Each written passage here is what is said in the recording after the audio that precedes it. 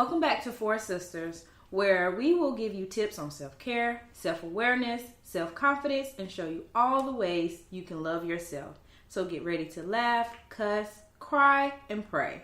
Welcome back to episode 6, okay, Four Sisters. This is Kay speaking. This is Sash. This is CiCi. This is Dani. How y'all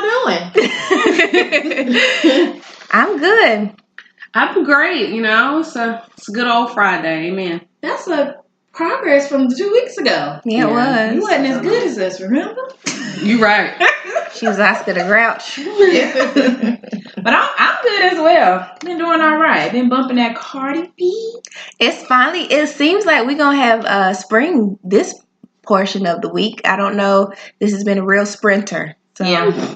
I dressed for both today. I got on some capris and a long sleeve shirt, It's called, this pneumonia weather. I need you to worry about your ankles. My ankles? Yes. You sound like my grandma. Ankles. You know that's right. All in your breasts, everywhere. What? Because she's got this thing going on. You're so geriatric. I am. I have an undershirt on. I don't care. Okay. Your chest a lot. Okay. Well, thank you guys for listening to us once again. I hope you enjoyed last week's episode because it was Hilarious. It was a lot happening. So let's go ahead and jump on into it. What you got? What you ranting about, Dani? So this week on Rants, Reads, and Resolutions, I would like to rant about good old Anika Mirage, better known as Nicki Minaj. You know that's her government. I did not. So, yeah. I knew Anika. Yeah. So here's the thing. As we all know, last week, Cardi B dropped her Invasion of Privacy album. Now, a lot of us have been following Cardi B since the beginning, when she was a stripper on Instagram and she used to just drop these funny little clips and she would talk about, motivational stuff and, her goal to get out the hood. And then we saw her on Love and Hip Hop. And, we loved her on Love and Hip Hop because one thing about Cardi B is she keeps it extremely real. She ain't no frills. She ain't no fake. She's just that type of person. Mm-hmm. And now we all feel like she our best friend in our minds because we've grown to see her matriculate through life in such a healthy way. She's pregnant. She's engaged. Good gracious. That is not who we saw her when she started off stripping on Instagram with her boyfriend in jail. So neither here nor there. So that takes us to this week. This week, Onika has dropped 2 songs. Well, no, it's full songs. So 2 full songs, Barbie Tings and Chun-Li. And so my rant this week is about Onika and her inability to allow someone else to, I guess, capture the game. Is that the proper to be great. So I'm not into that whole picking sides thing. I don't believe in picking sides.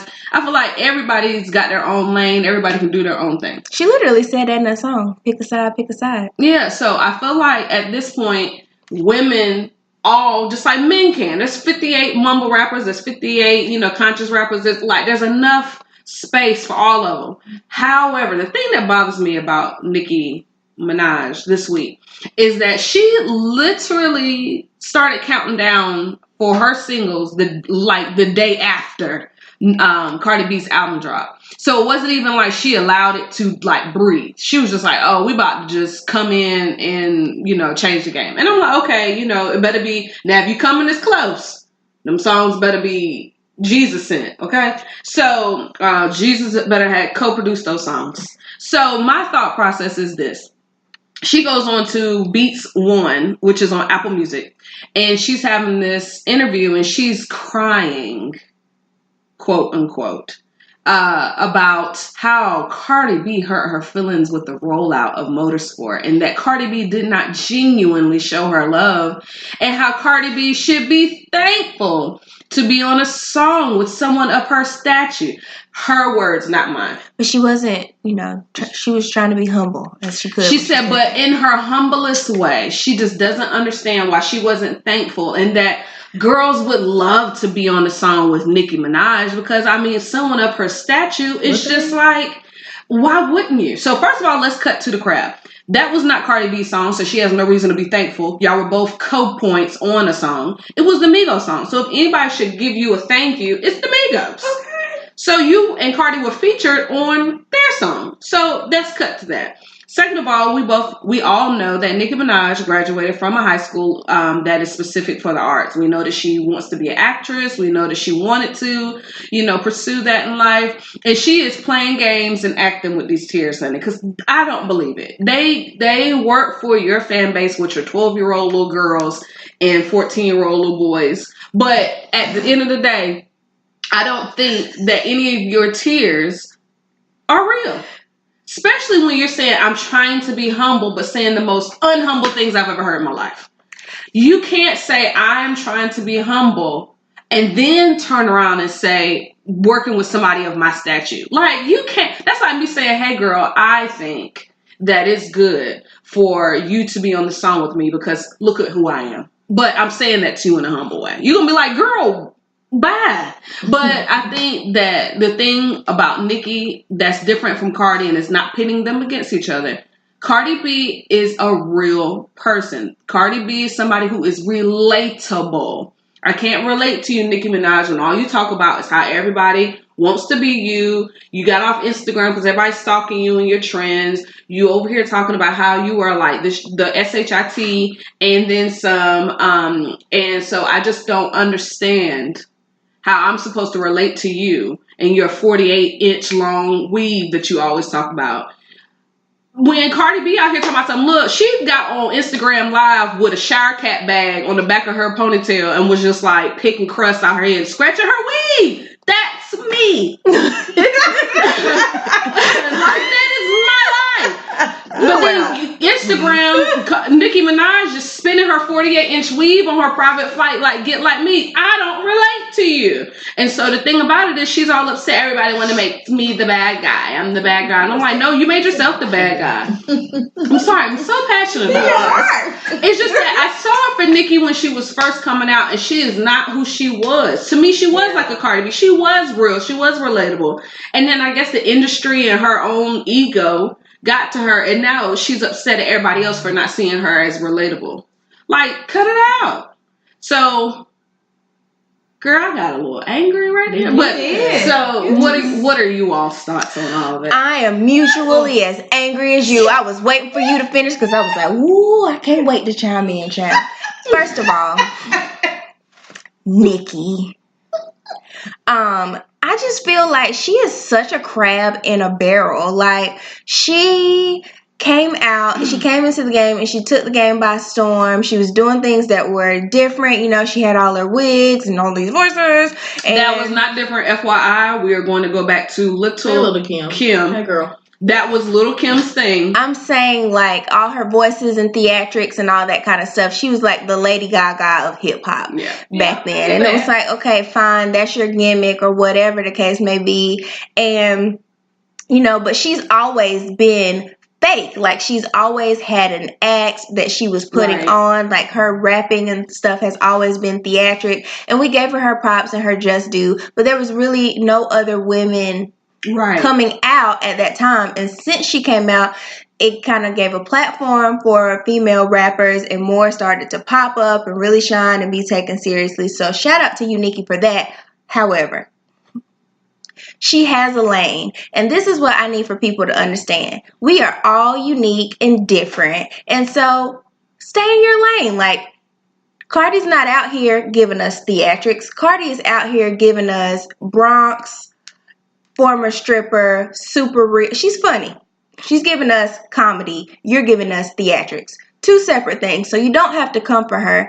And Cardi's never come out and been like, oh, well, I lost my whole train of thought. I'm so upset.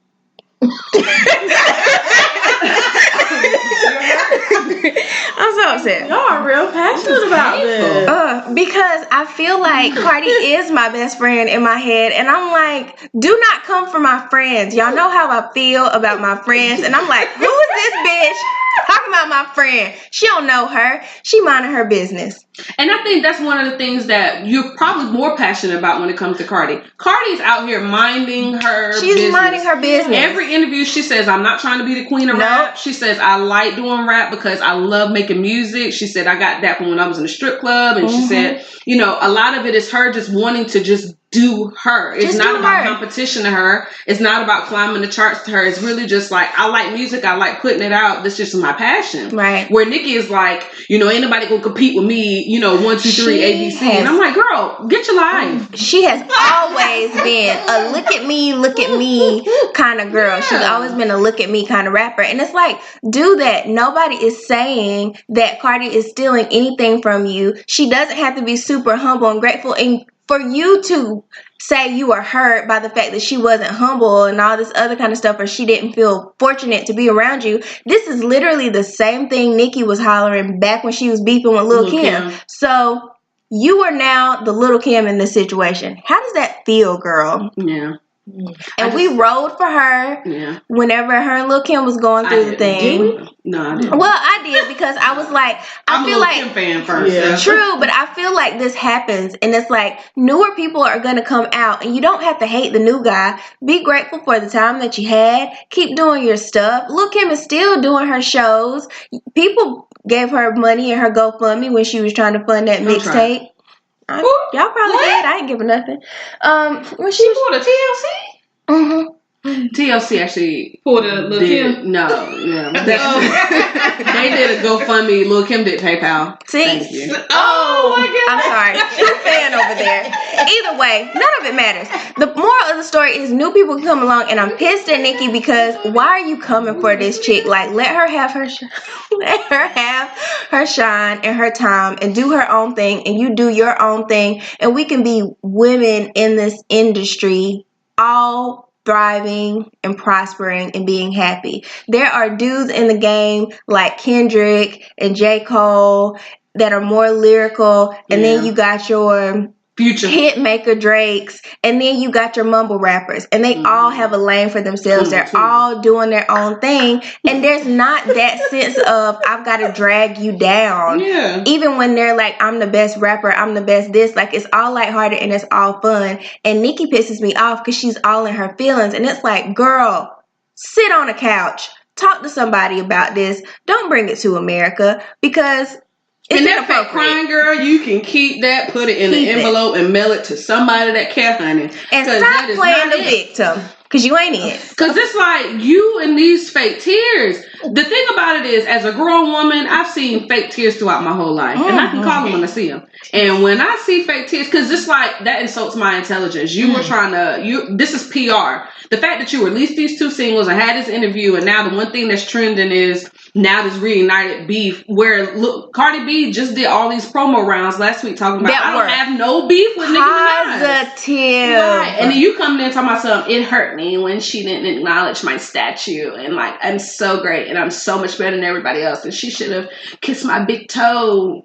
on the left side. She is really being the Taylor Swift of hip hop, and I don't like it. Yeah, and it's just like, I want her to understand that there is a level to being humble that people relate to.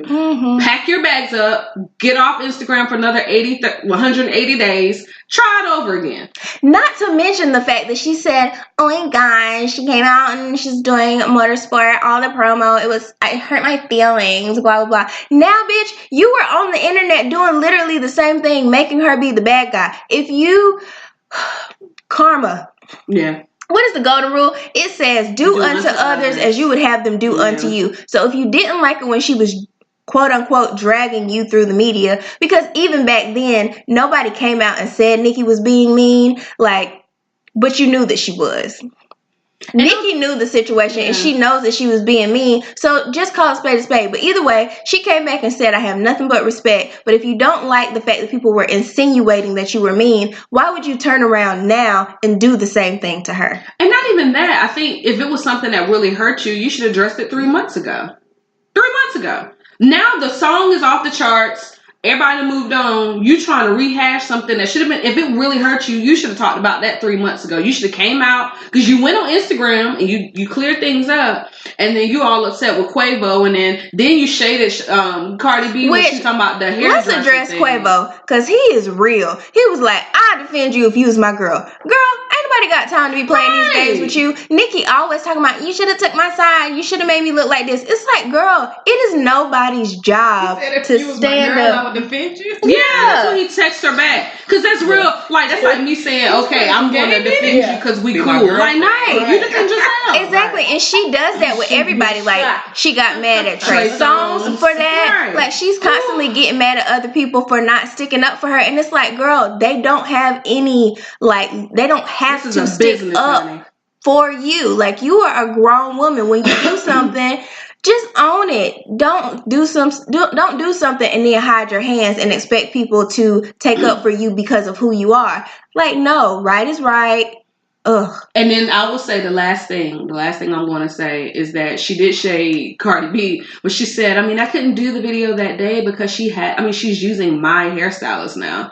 And I was like, Tokyo Styles is everybody's hairstylist, girl. He was Kim Kardashian's hairstylist before he was yours.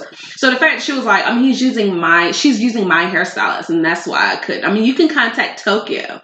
Even he knows that I couldn't get my hair done that day, and it was a scheduling conflict because she's using my hairstylist.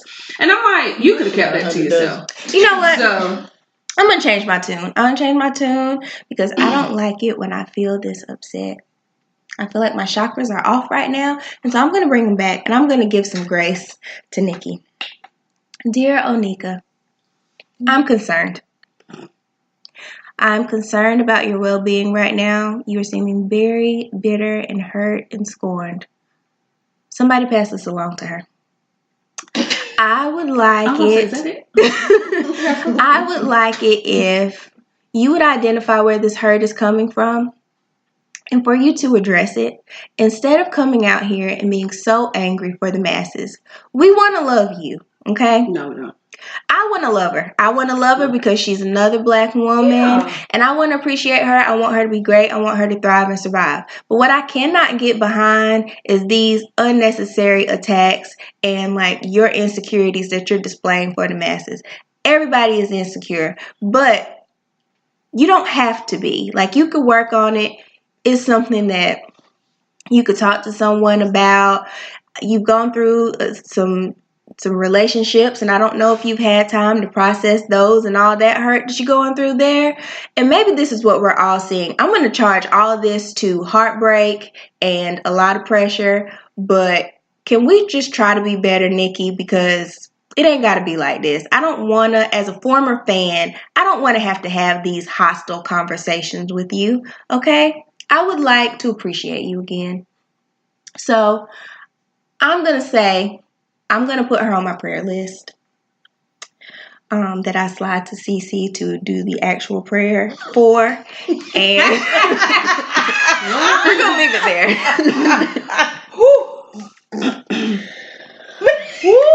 Well, that was rants, reads, and resolutions for this week. We resolved it. Yeah, KNC didn't even have to have no words. He didn't have to talk about it.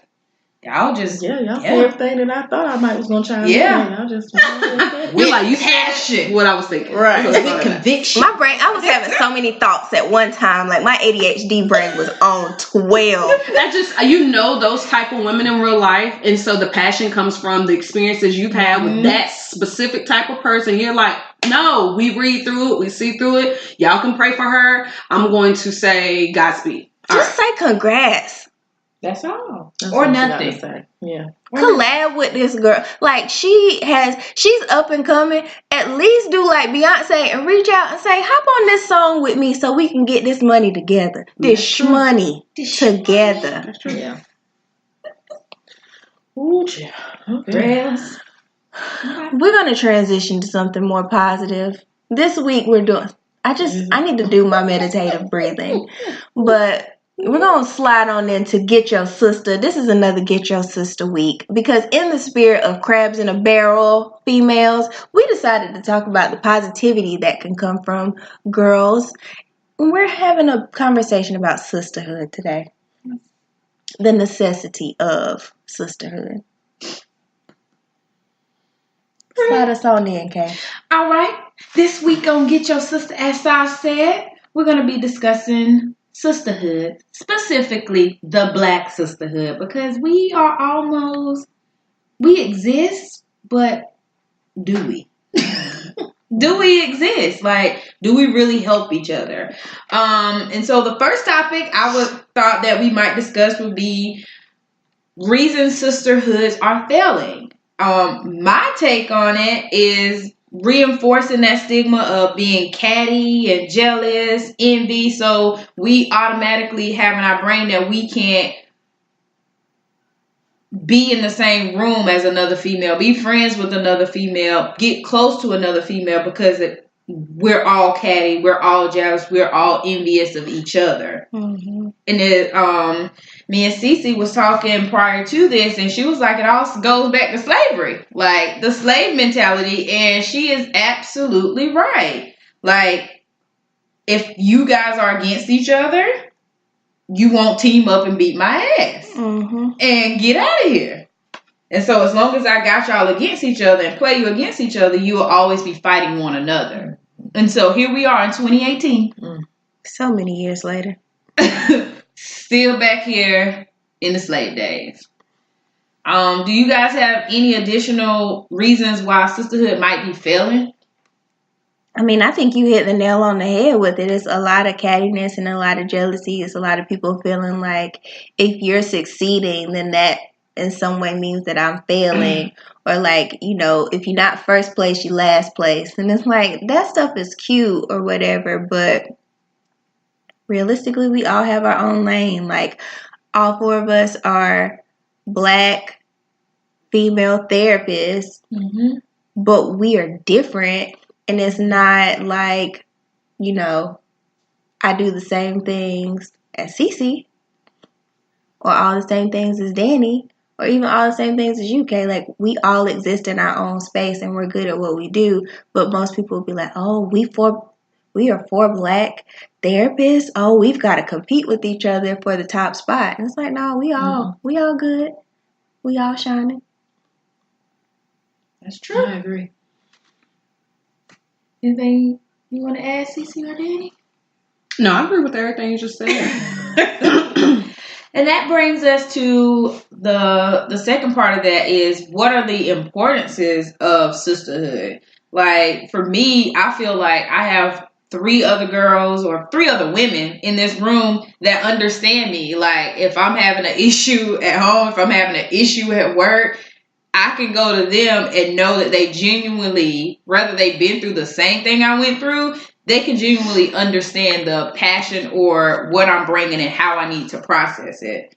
Like, I think that's important. If I'm trying to tackle this beast by myself, I feel like I'll lose every time. Like, I feel like I'm going to go into this hole and never want to come out if I have to do that all by myself, especially when you don't have the tools or you don't know what you're doing. Because it may be a situation where I was totally wrong. And I need my 3 other sisters in here to come here and say, girl, come here. No. Think about it this way. And that give me another insight of how I was thinking about it. Or if it was a situation where I need to address it, give me some ways to address it in a way where it's not as negative or as in my feelings as it would have been if I would have addressed it alone. I mean, I see it always, you know, when I think of Black sisterhood, I think of the Chinese, or the Asian culture, where what they do is they all get together and put money in a pot. And then when they put the money in the pot, one person gets the pot and then they open up a store. It could be a beauty supply store. It could be whatever. But they open up a store. Then what they do is they support that person. That person creates the next pot, and then the next person goes. And then they create a store. So then at the end of these pots, everybody has their own. And I feel like that's the importance of Black sisterhood, being able to put into another woman's pot, see her grow, see her thrive, and then be humbly, like, okay with that. Like, being able to say, you know what? I want to see you grow. I can put myself to the side for a second. I can give you that advice. I can support you and come see you do whatever it is, and know that that person's going to put back into my pot. And I think that that's really that is really the goal to me of Black sisterhood, is being able to pour into each other's pots and see our successes as our own. But I don't know if we actually do that. As friend would say, that it's about that ecosystem. Right? But I think that, you know, as African American women, I think that, as one of you all already said, that has been, or even as African American people, the crabs in the barrel mentality has been there since slavery, and that was because we were pitted against each other. So, it's long and deep ingrained. I'll say that. And I think, the importance of sisterhood for me is like, we are better together. It's fine. Like, people can thrive and survive. Well, people can survive by themselves, but like, we weren't even designed to be Lone Rangers. There are billions of people on this planet because we were supposed to gather together and cluster and join and unite and just like be great. And so I think sisterhood is important because it's a joining of female energy, and it's like, women are powerful. We are literally birthing new people into the world, and so it's important for us to get together so that we're making sure that as people that are creating life, we're on the same page about how we're nurturing that life. And so making sure that we're kind of, I guess, in a sense, making the world greater because we're coming together and like sharing this camaraderie and helping each other and building each other up and that kind of stuff. I think with so many forces that have been designed to put against us, like we really, really shouldn't be adding on by putting each other against each other. Right. And how powerful it could be if we could do so many things while we're working together so that we can stop all the other stuff that keeps coming our way as females, as African American females. Yeah. So it's important. Mm-hmm. I think you guys touched on all the other important things that I was going to touch on. That's why we sisters, right? But it's almost like find your dream team. Like, find your, like, it can be 4, it can be 3, it can be 2, but not just you. It can't be just you. Like, you're going to need someone to lean on. And like Sash says, unity in the melanin. Like, you and I, I was waiting for this. I swear. Like, I don't have any more words. I don't have any more words. And you know what? Oh, sorry. Oh, go ahead. I was going to say, like, even outside of, like, our sisterhood, there's other ways to support Black women. Like, I'm a big supporter of Black businesses. My dentist is a Black woman. My gynecologist is a Black woman. If I could find a Black primary care doctor, she would be my, like, doctor's, like, helping Black women in that way by supporting them in business and their endeavors. Like, I've got friends who are business owners and things like that, and like supporting them and just uplifting other people and letting them know that like what you're doing is great and it's appreciated. Even if you're not like my personal friend, like I see you, I appreciate you, do your thing, girl. Like, and because you're showing somebody else that they can do that. There's little Black girls that are looking at us, and so making sure that we're supporting each other so that they do that. Very motivating.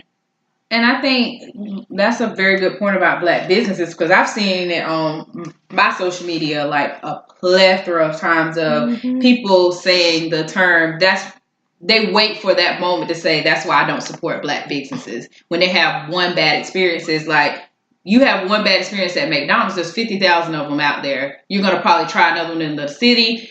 Heck, even 3 miles up the road, you're going to find another McDonald's. You're just not going to go to that one. So, yeah, you're probably going to have bad experiences at Black businesses, just like you would have bad experience at any business. But do you put us all in the same pot and say we're all bad? Right. And even if you're going to criticize a Black business, because, let's be real, sometimes things aren't as professional. But it's like, you don't get any positive result when you're coming at somebody, like when you're popping off at them or like you're coming at them real nasty. You want to see Black businesses thrive and you gave them a chance. And so when you're coming to them with criticism, come to them with criticism and love. Like, hey, I really wanted to support your business and this was my experience. How can we make this better? Or I think that we can do this to make this situation better. Time out though. I will say this. Make sure you're professional in your Black business. Yeah. I will say that because sometimes y'all do make it kind of hard because you be out there trying 14, 15 times. You're like, please, Lord, just let it be better this time. Because there are some times where I've been involved with Black businesses, and if you portray yourself as unprofessional, you're pushing people away as well. So that's just a little tip. Tips. But that's the thing, like, you didn't loop them all together. You've tried multiple I will ones. listen, as unprofessional as you are, I will continue to keep trying with you and trying with you and trying with you. But what I will not do is continue to invest in you when you're not investing in yourself. Yeah. So that is a very important piece of it. I will continue to support you because you are my sister or you are my brother. But at the end of the day, you need to take that criticism and apply it, implement it somehow. Because if 1,000 people are saying the same thing, maybe you need to step back and reflect on why they're saying it instead of being defensive. So that's just Dani's tips. Right. And I think it's important for us to have to network with each other and understand stuff. So it's like when you see somebody that has this business and is struggling, it's like, hey, here's the card of my friend or such and such. They do this. This might be helpful or beneficial to you because I noticed that you were having this issue. Like, I guess be a solution focused, because whenever I hear or see people or have had experiences with Black businesses that were just messy, you get frustrated. And I think you get frustrated because you just want them to thrive. Like with Nicki, we want them to get better. Like we want them to do well, and that's why we get frustrated. But it's like, okay, even having to take a step back like I did, like I was pissed and I was like, wait a second, this isn't constructive. How can we make this better? And so just going back and being like, all right, after you cuss them out in your head or to your friends, then going back and being like, hey, I was just thinking about this, how maybe you could try this. Okay. But that's why we hear this piece here of Get Yo Sistah. So we've compiled some questions that may help other sisters thrive in these moments and find better ways to help one another out, as we found ways to maneuver around each other's strengths, weaknesses, and help build each other up as our sisterhood that we've created for ourselves as Black women. Mm-hmm.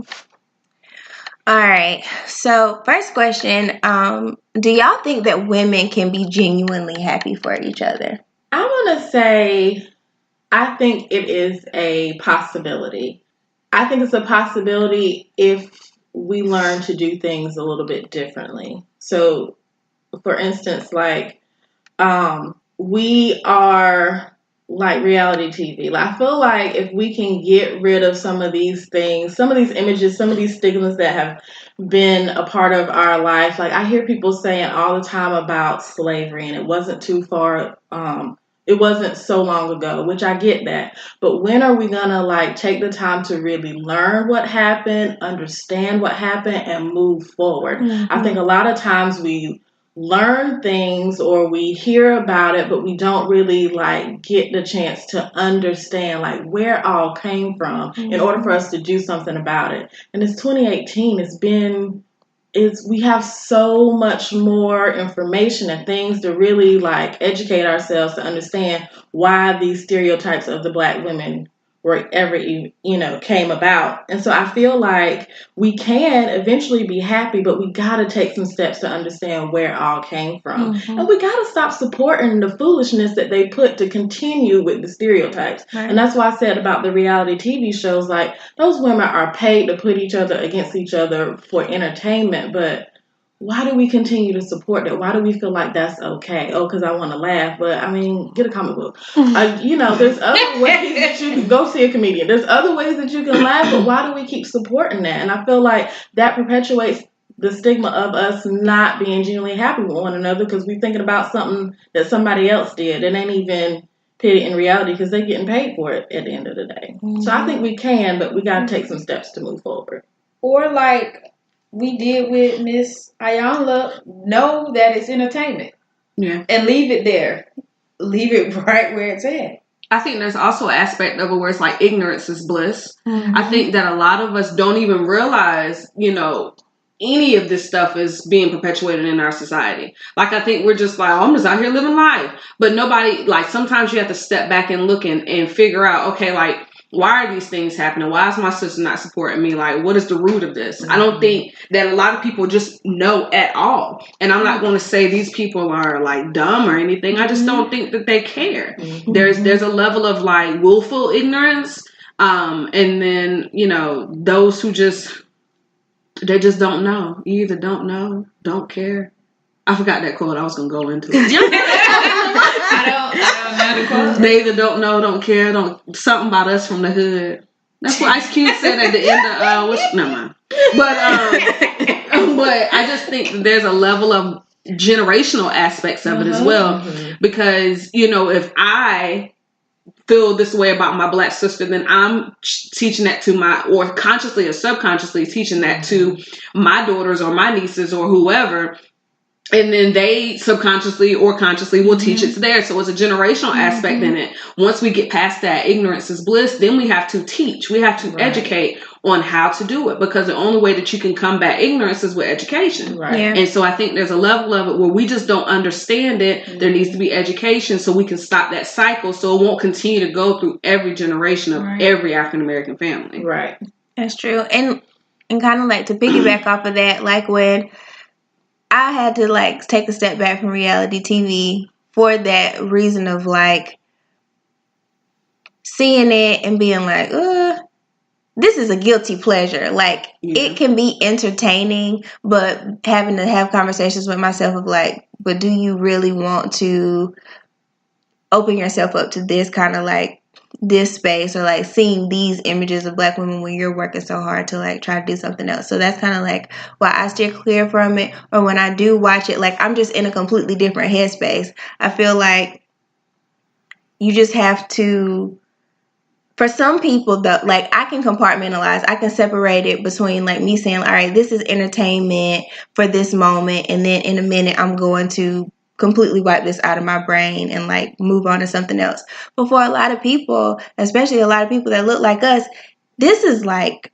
their life. Like this is the way that they are living. And so to see people on TV portraying the way that they live their life, it is relatable for them. And it's like, it's goals for them. It's like, oh, so I'm just in the hood fighting chicks. Oh, I can go on TV and fight chicks. Like, why not? I'm already doing it. I can be like these girls.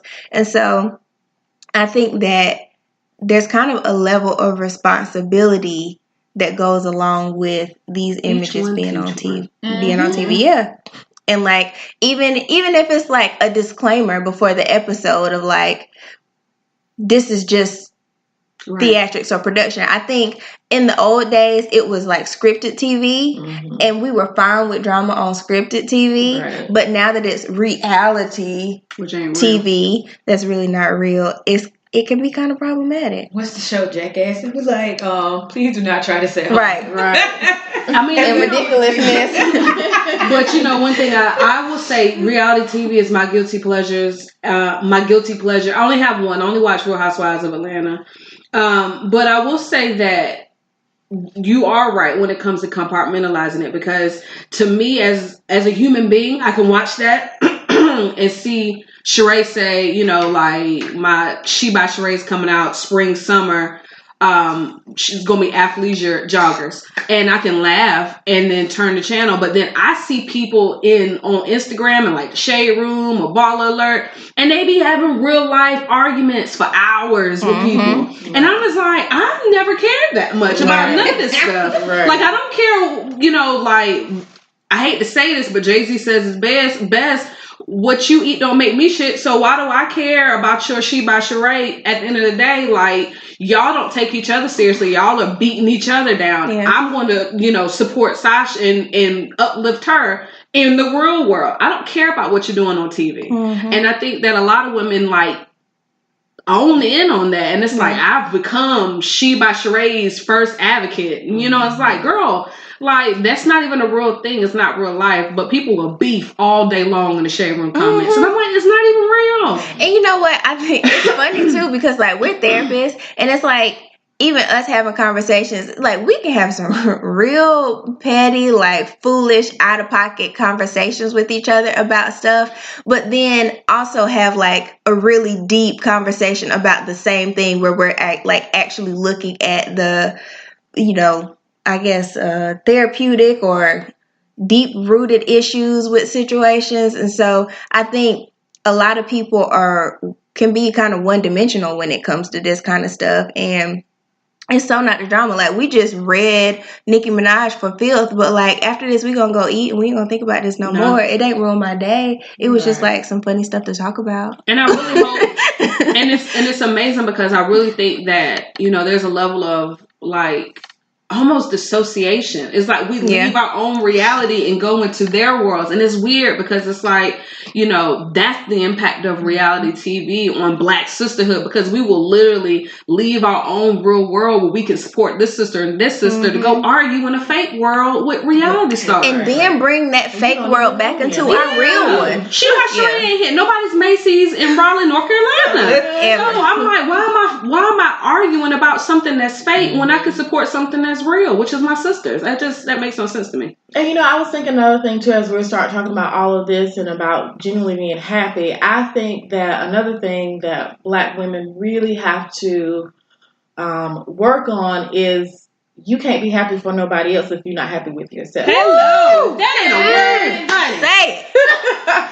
And you know, oftentimes we just have such a deep-rooted issue within our own self, and then we project it onto somebody else when it ain't even their issue, and that prevents us from being happy for everybody else, because something in us, we're not happy, and we have to really take care of that and work on that, figure out what it is. Step back and reflect and wonder why you were jealous of the sister, or why you mad at her happiness. Right. I mean, I will say that sometimes on social media, as a single African American woman, sometimes on social media, when like everybody that I went to college with or high school with, when they're like having babies and getting married and getting engaged, it's a little tinge of jealousy on the inside. It is a little tinge of jealousy on the inside, but jealousy is a natural emotion.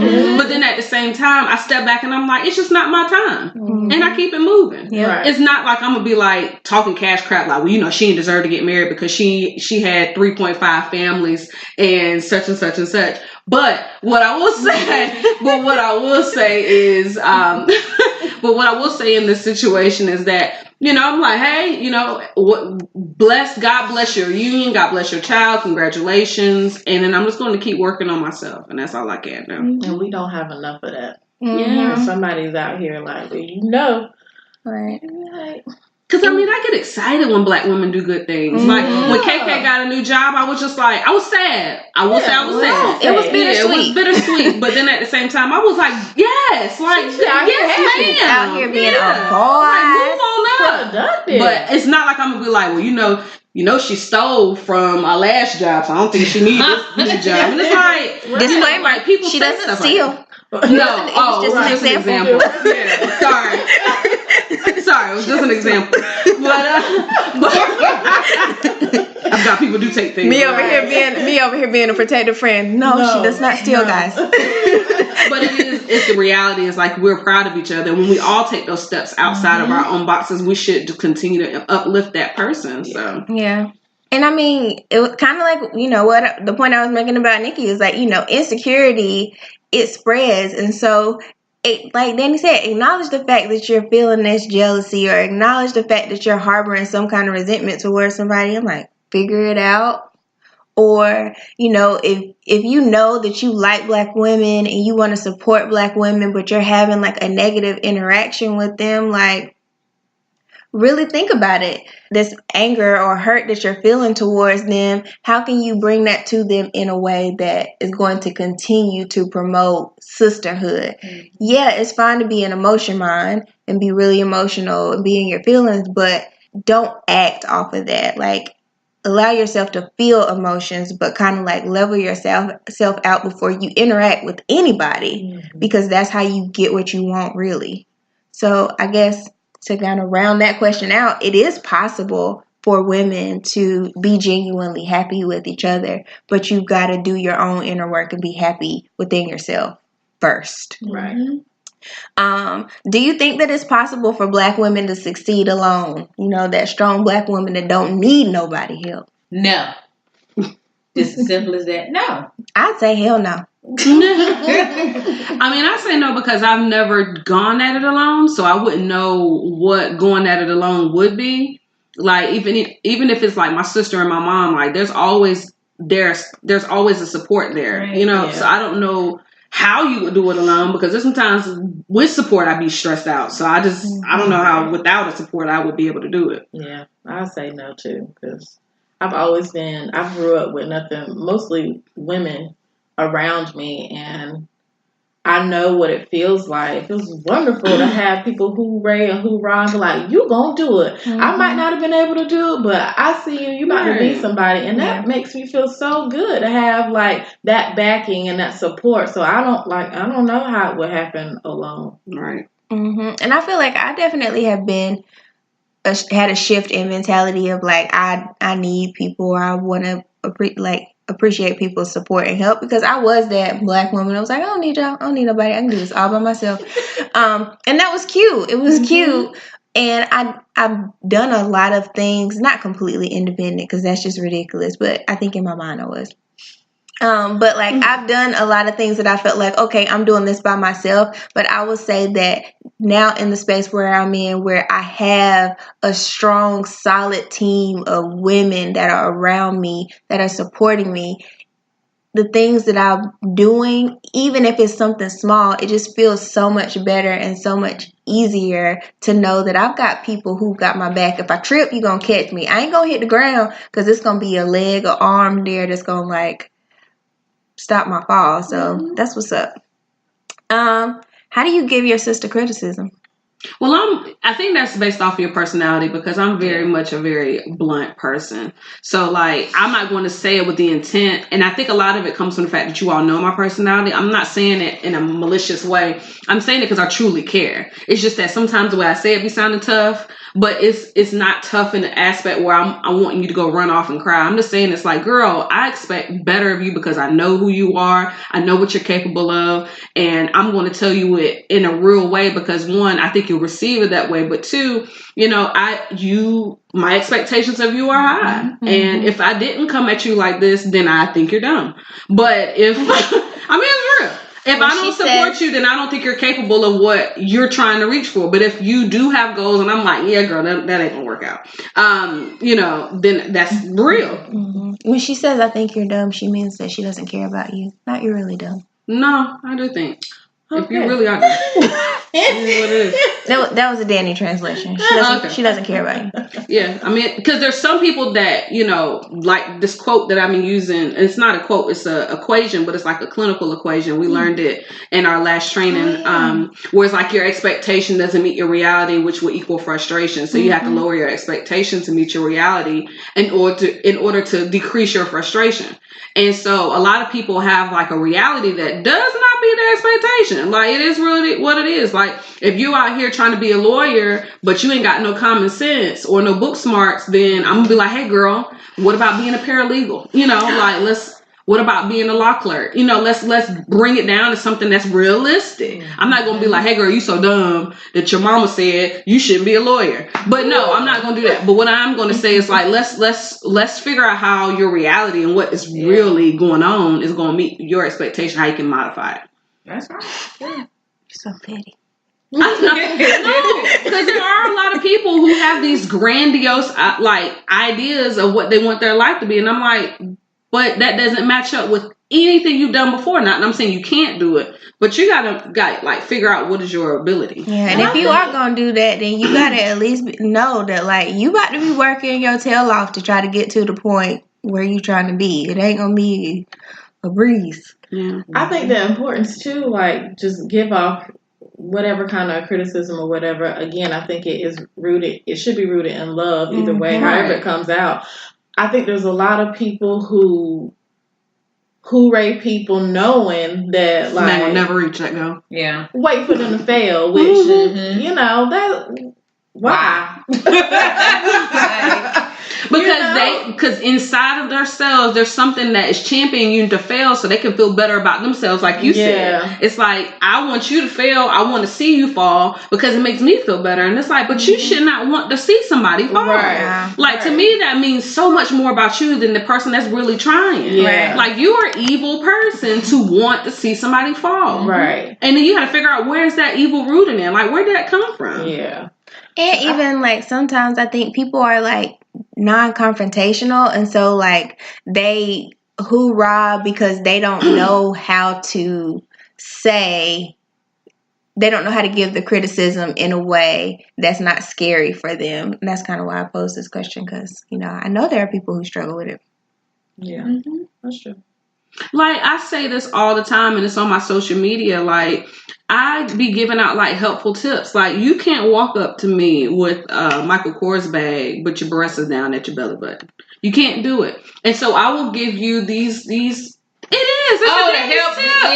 I'll be like, listen, you can invest in yourself. Oh. Why are you investing in this bag? And I don't say it to be malicious or to be funny, even though I have this weird thing where people think I'm funny, but I'm being serious. Yeah. I don't know where that came from. But like, I will say it in like the most like serious way, like invest in yourself. Like, we had a conversation the other day. It's dress for your next job that they don't think you're serious. I'm not mean. Jesus bless you. You are really sweet. It's just a little strong. You're really sweet, but you say stuff that is so mean that they like, she ain't for real. Yeah, but when I see women, I'm like, you know what? Invest in yourself. Dress for your next job. Do these things. I don't say it because I want to, hurt your feelings. I'm saying this because, like, girl, we can be better. Like, let's move forward. Yeah. It's not to point fingers and laugh at you. It's really like, I want us to rise up. You don't need to wear $200 Jordans if you don't have $200 in your savings account. Y'all know how I'm about financial stuff. Mm-hmm. So it's like, you got to be like focused on what your next step is, not what's fun in the moment. Right? True. And I think like, when it comes to giving criticism, like CiCi said, it's got to be from a place of love. But then before you give somebody criticism, you've got to think about what you're going to say and how you're going to say it and how you can present this to that person, but also be willing to know where that line is in the saying where you say, okay, I've said what I needed to say and you're just going to be, I'm going to let you do whatever you're going to do. Mm-hmm. Keep it cute when you're giving criticism. Like even with us, we tit for tat a lot, but sometimes, it gets to the point where I'll be like, you know what?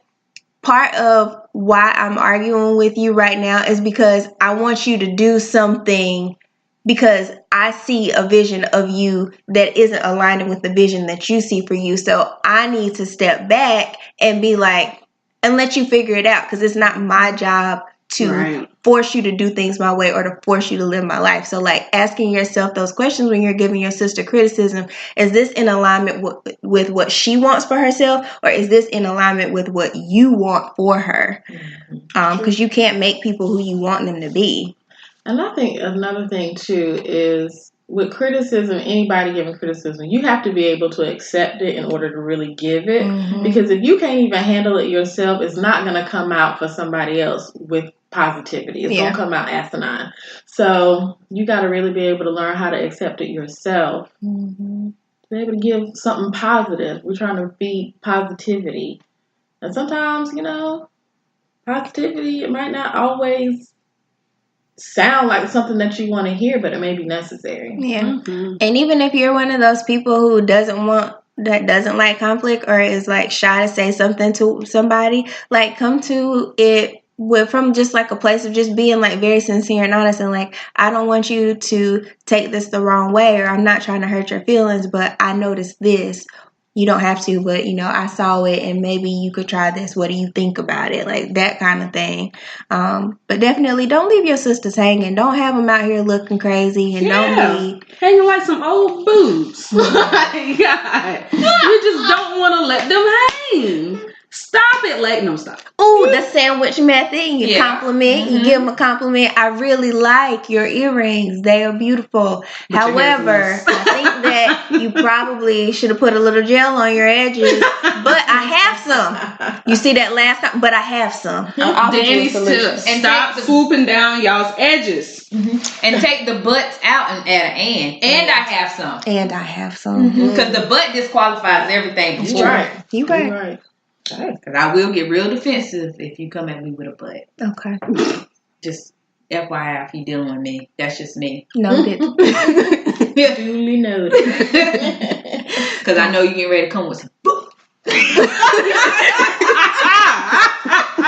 sugar honey iced tea. Woo. Y'all are funny because we said so many cuss words, but then Dani's spelling stuff. Okay, are we cussing or not? I don't care. Well, honestly, here's the thing. Shame the devil now. I will be honest with you, and I said this to Sash Bosh. I'm a very avid cusser. I believe that cuss words are adjectives, verbs, pronouns, and nouns. But here's the thing that I've learned about cussing. Now that I have 1-year-old nieces that do and say everything that I do, I've been slowing down on my cursing. And so I feel like if I slow down on my cussing in every situation, then it'll be easier when I do with them, because I be having my nieces like rolling their eyes and stuff, and I don't want to get in trouble. So I just slow down on my cuss words. But I will let one, I'm proactively trying to decrease my cursing. But I will let one fly every once. I'll be cussing, and sometimes I don't even realize that it's come out. It's just like, these are cuss words? These words are bad. Are you sure? Next question. I just wanted us to address that for the people.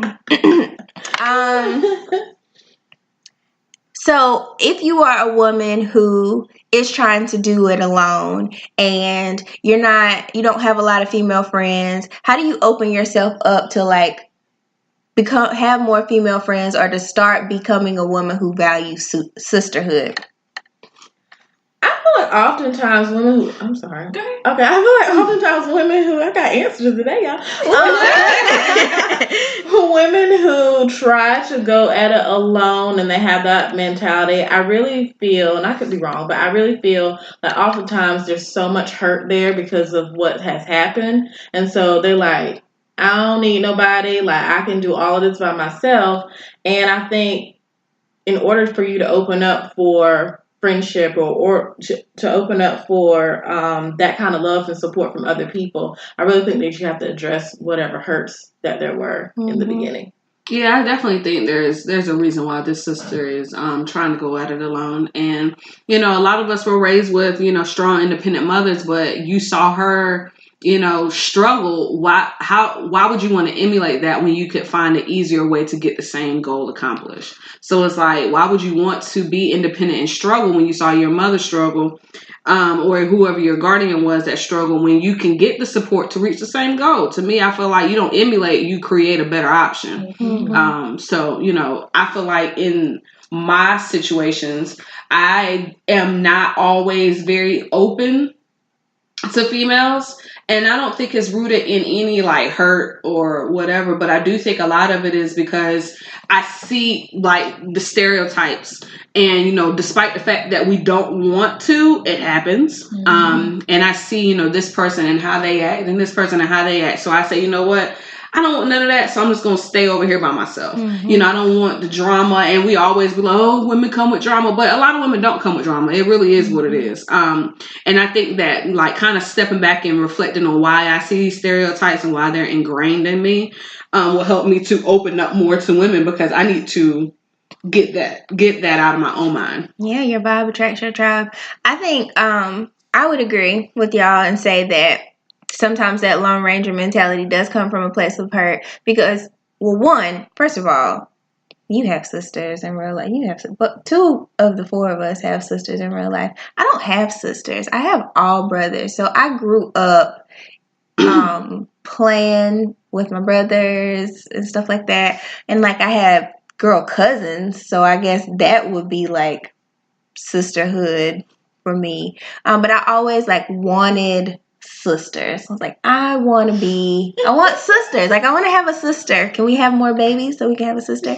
And then whenever I would have like female friendships, they would be very rooted in like this jealousy or this kind of like cattiness. And so I think it shut me down, and I got to the point where it was like, sisterhoods aren't safe. Mm-hmm. And so I don't want any of that. Brotherhoods are cool. I'm going to be the girl in the brotherhood because we get each other.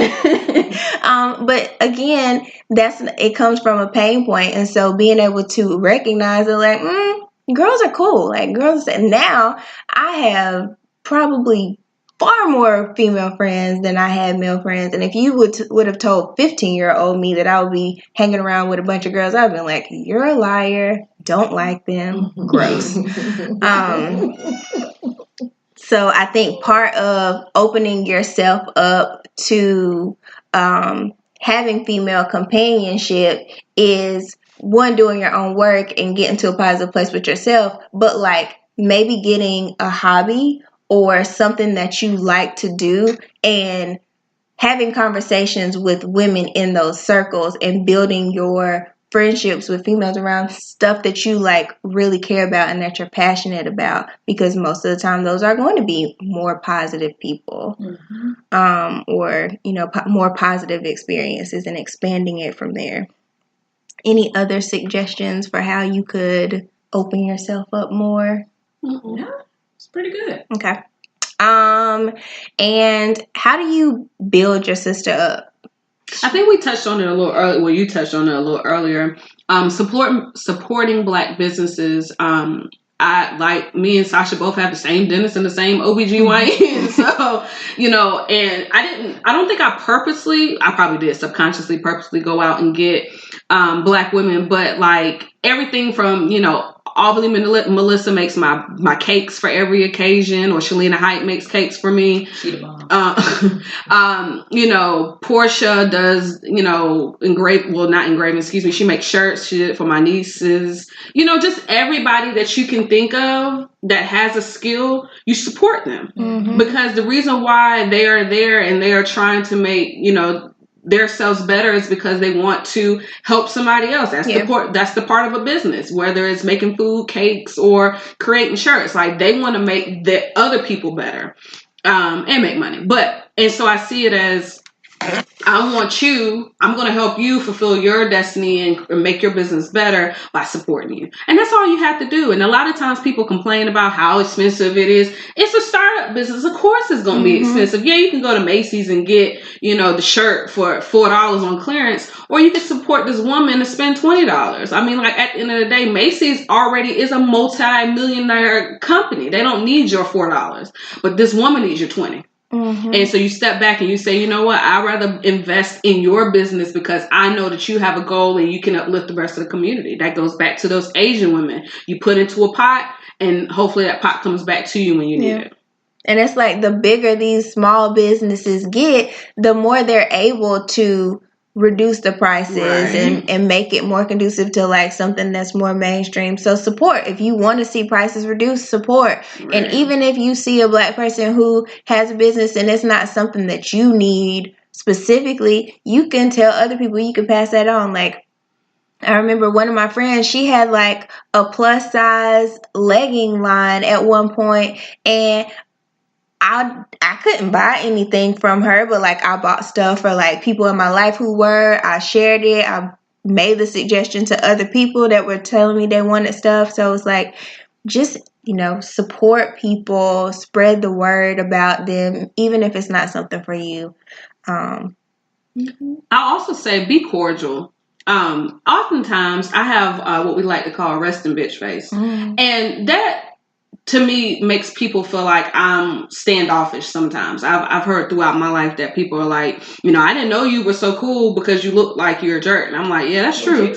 But no, for real. Like, people have told me my whole life that. But what I will say is, like, just a smile, just like, good job, girl. Like, congratulations. Like, the smallest things. You don't have to, if you don't have the money, don't invest it, because you don't want to go broke helping somebody else out. So be honest and realistic with yourself. But then at the same time, like, if a girl posts something on a page and you're just like, good job, like, congratulations, or, I'm proud of you. Those small things, or smiling, you never know how much that may let another woman know that you truly do support them. You may just not have the monetary ability to support them. What, any other ways? I guess in your people that you know personally, what are ways that you could build them up? Like, we're having a bad day. How do we build each other up as sisters? I always crack jokes. I feel like that's my strong suit. So, like, if I know CiCi's having a bad day, I'll go in there and crack a joke or say something stupid. And then at least I know, like, I made you laugh, which kind of maybe hopefully got you out of whatever mood. Me and Sash, we just argue a lot. And I think that helps us get out of whatever it is that we're going through. We'll go back and forth, and then next thing you know, we so focused on why we don't like each other in that moment that we're not worried about whatever it is. That's true. And me and Kay, I think, we have the kind of relationship where she's so positive it's contagious. So I don't really feel like, it's really hard to be sad or upset around Kay. So it's like being in her aura kind of helps me kind of come out of whatever it is that I'm going through. So I think that for us four, I think there's specific things we do for each other that I think are effective. Mm-hmm. That's true. I guess apparently my thing is listening. I listen. No, you do that with CiCi. You don't listen to me. I'm inquisitive. Yeah, you argue with me. I don't know about that. I ask questions though. I'm always like, tell me more about this. Why'd you? But you're doing it from a different place than you do it with CiCi. A real pig. Well, first of all, I struggle to understand you sometimes. And your face says it. So when you're like, I'm listening to you, I just don't get anything you're saying and why you're saying it, why you're. But you do the same thing to me. I feel like part of our issue is that we are low key in many ways the same person, and so sometimes whenever she does things, I'm just like, what? But then I have to be like, dang, you be doing that. And so then I'll be like wanting to know what her motivation is. I'm like, do I identify with this? What is wrong? Like, I really be trying to figure it out. But yeah, I would say in general, like, I be listening, trying to understand things and like dig deeper, or trying to figure out like what are all the sides to this situation. Like, okay, yeah, I think this, but like, what else might be happening? Yeah. What about you, Kay? What do you do? How do you support? I don't know. No. I cannot. I mean, it goes back to my love language. Like, I'm an affirmations person, so I'm always giving off positive words of encouragement to anybody I come into contact with, whether it's a client or a friend or a stranger on the elevator. I was telling somebody the other day, like, I'm a person that don't see strangers. Yeah. Because it helps me. Like, it comes from a very selfish place that if I break the ice when I walk in a room, it makes me more comfortable immediately. Mm-hmm. So I'll walk on the elevator and I speak to everybody around. So when I'm standing there real silent for the next 20 seconds, it's not as bad. Yeah, I know I got strange danger. I was thinking the same. I was like, damn, you talking about the strangers out here, honey. God almighty. I mean, they're still strangers from a distance, but I mean, I will say I'm very social. I do, like, in meetings, I will say, in like at work or in meetings or etc., I do talk to everybody and I joke and I laugh and, I don't ever want to be standoffish. I think a lot of that's rooted in the fact my whole life people thought I was standoffish when I wasn't. So I kind of like overly, talk to people and etc. But I really am like a stranger danger person. Like, I just And y'all know I'm the most standoffish of us. Yeah, you are. But you gotta understand where the standoffishness comes from. I also am like a studier of people. So a lot of times whenever I'm just sitting back and being quiet, it's because I'm like feeling out the room, or I'm not saying anything to you, but I'm listening and I'm taking notes and my brain is moving. So it's like, it ain't that I'm not present all the time. It's just that sometimes I'm like taking it in, and whenever I do speak, it's because I want to make sure that what I say is contributing. I ain't just saying something just to be saying something. Mm-hmm. So, but I would say, Kay, another thing that you bring to our sisterhood is that you are the person who lights fire under our asses. Like, if we say we're going to do something, you are like, so you said, or come on, y'all, we said we were going to do this, we're going to do this. Like, you are the person that's like, we're going to put our feet in motion and get this thing done. And that's valuable because you're our accountability partner. Yeah. And I wouldn't have been able to do that without sisters. Yeah. Like, for me, I'm very comfortable around you guys, and I'm very comfortable with helping you guys build, and vice versa, you guys do the same thing for me. Right. So it helps me to easily motivate y'all because y'all easily motivate me. So I feel like we're building an empire and we can go up together. Yeah, no, that's right. You're so sweet. CiCi, what's your contribution? Everything, the mama. I know. That container of bubbles on her desk that's cool for holy water. Listen. What? I don't know. I got one in my drawer. Is the clear one? What in the world? We knew this was a thing. Hey, Girl, I'm the real life Jesus. I'm the real life Jesus piece in the group. And I do a little mothering because I'm the oldest of the group. And occasionally I like to make people laugh. And I'm overall trying to make sure I'm just there for anybody. If you want to talk, if you need to listen, my door's usually always open unless I'm melancholy and sunken. Then y'all had to get me up. But yeah, because I will say there's a lot of times where CiCi and I's relationship is interesting because, like, I do see her as like a maternal figure because she will be like, Dani, come on, like, get your life together. And I'm like, I know. And I'm like, you're right. I'm going to go get my life together. I am. And I'm like, legit listen, and I'll go do whatever it is. And it's like, because I know it's coming from a healthy place. And it's not like you're being malicious, girl, cut it. But I know it's coming from a healthy place, and plus we developed such a long-lasting relationship that I'm just like, I know that she wants the best out of me, so I would never question that. CiCi, Sash, we still working on. That's why I be like, CiCi, get your friend. Yeah. She's like, she gonna listen to you. She ain't gonna listen to me. Nah. I listen to you sometimes, depending on what you say. But we in the same boat, so when you in the same boat, you can't help somebody else out. We both could be swimming or sinking. We are paddling the same boat, girl. I be telling you to put your oar in thing and row. But you on the other side of the boat, dropping your oar out the boat. So it's like, how am I gonna listen to you when your oar is falling? This is about CiCi. I know. I would just say that I really enjoy you guys. I feel like we all have very different relationships with each other. And I would say that like our relationship is kind of weird because it just keeps like evolving, because I feel like it was one thing and that was comfortable, and then it like shifted somewhere else and it was like, oh, we be having the most inappropriate conversations ever. Yeah, yes, we do. Had one right before we hit play. Yeah, you're right. Because some of us are ridiculous. I just overshare. That's all. I overshare. I do that in every aspect of my life. I overshare. What kind of boundaries is that porous? I overshare with the right people, though. I ain't gonna have random conversations with the stranger. Yeah, I do say that. And I know who in this group is ride or die, and who is you're right. You gonna have to die. You're right, because I will trip you just to make sure that I don't die. I want you to die first, so somebody got to tell the story. I'm telling you, you can try it if you want to. My trauma response is to run. Mine is to fight. Yeah. I think I was naturally there because I'm from. I don't know what to do. But I know how to put a little bop on it if I got to bop on it. Yeah, CiCi's like, I will fight for you, girl. You ain't going down without a fight. God, y'all are foolish. But yeah, overall, and the ways that you for real. Like, I love y'all for real.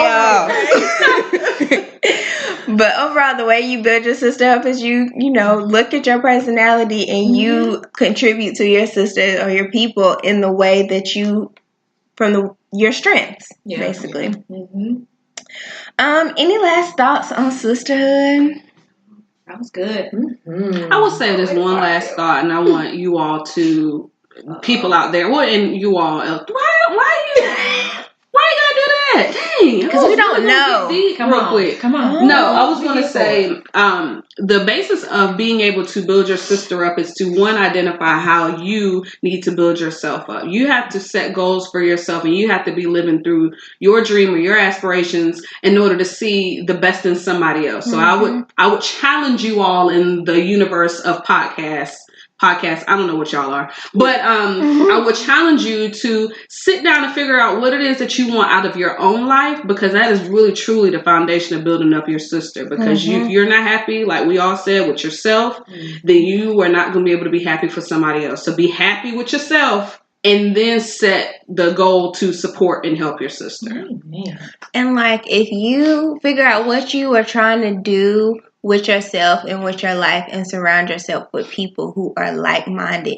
If you are, trying to get out of a lifestyle where you go into the club every weekend and you trying to like establish a business or something like that, but all you hang around are your friends that go to the club, like, you're going to have a hard time with that business. If you're business-minded, surround yourself with business-minded people, and you still have your fun club friends, and y'all have y'all's bond and relationship, but surround yourself with other people that are going where you want to go so that you guys can support each other through that process. Amen. Mm-hmm. Well, let's get our little sprinkle of Jesus. Yeah. I'm so excited for this sprinkle. Jesus Cristo. What does the Bible say about sisterhood? Because you know I had to find it. All right, so I have Ecclesiastes. Ooh, yes. The 4th chapter, verses 9 through 10.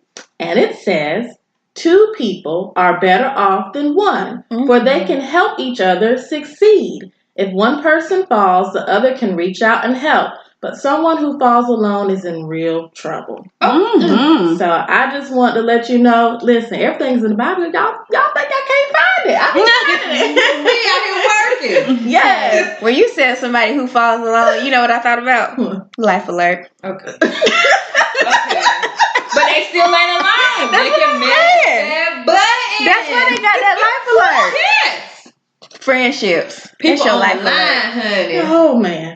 But yeah, so, come on, get your friends, adjust these crowns, honey. Fix them. Stop trying to snatch them off other people's head and put them on because it ain't gonna fit. Yeah, it ain't a one size fits all it. thing. Yeah. We can all have a crown. We can all have one. We I just would all like can't pink have a crown diamonds in my selling flat crown. tummy tea. That's all. What? Why not? It's enough That fat ain't tummy everybody's tea. lane. That ain't It's everybody's enough flat tummy tea for lane. You everybody. ain't have a big tummy trying to sell flat tummy tea. It's working. It's a work in progress. No, girl, I need to see the results on It's you. a diuretic. Yes. Okay. So it's magnesium citrate. But maybe it's taking the weight out her thighs. Well, you go on The weight on her thighs. Girl, if you don't put it, you don't cut it out. Let me say the weight on her thighs. It may not start there. I'm about to start putting the sprinkle in the beginning. Because after I get the sprinkle, it get real foolish at the end. Wait on, girl. Trying to relate. I'm gonna take responsibility for this. your This whole was little my out and throw fault. it on her. This is my fault. My bad. I just go in my drawer and get my own bubble. Taking the weight out her thighs. Oh, shit, I ain't never heard nothing like that. It's Go really, uplift your friend today, you guys. Go even if they're text selling somebody, flat tummy tea. text somebody, call somebody, love somebody, support somebody. Let's Just don't touch do me. it. Okay. Touch me in spirit. Amen. I tripped your ass the other day. Did the Heisman on that foot. Oh, you couldn't tell me I won't get around juking and moving. I was juking and moving. But no, listen. Oh my God. I just had a visual. Yo, that was the best. That probably was one of the best laughs of the week. God, we need to I wish that I could take my memories and put them out to the universe because that was so good. We gotta end this. I'm sweating under my breath. Thank you for your sprinkle of Jesus Cristo. Yes. I really enjoyed it. Yeah. That's what Cardi B do. Yeah. I can't roll my tongue. Yeah, I can't do that. But thank you for that. I needed it. I really did. It was a good sprinkle. Challenge, support your sister. Please. Yes. Hashtag support your sister. Yes. I forgot I'm from the years where it was pound sign. FYI. Hashtag squat up. Squat up. Yes. Ooh, yes. Thank you guys for listening to another week of our foolishness. I hope you got something out of this. And go out, find you some sisters. It'll change your life. Thank you for being ours. Bye. Bye.